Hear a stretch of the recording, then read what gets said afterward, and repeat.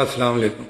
آئیے آج قرآن پاک کی روشنی میں ایک ایسے گروہ کی بات کرتے ہیں جس کی نشاندہی قرآن پاک خود فرما رہا ہے اور بتا رہا ہے۔ سورہ المعون تو تقریباً سب لوگوں نے پڑھی ہوگی جو پڑھ سکتے ہیں، اور بہت سے لوگ اس کے ترجمے سے بھی واقف ہوں گے۔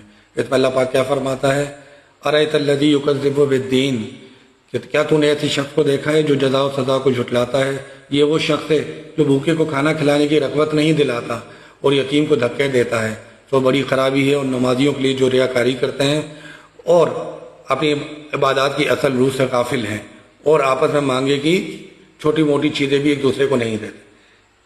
اس سورہ پاک میں اللہ پاک نے ایک گروپ کی، ایک مخصوص لوگوں کی نشاندہی کی ہے۔ اب غور کریں کہ ہمارا شمار ان لوگوں میں ہوتا ہے؟ اگر ہمارا شمار ان لوگوں میں نہیں ہوتا تو اللہ کا شکر ادا کرے اور اپنے آس پاس دیکھیں کہ کیا ایسے لوگ موجود ہیں۔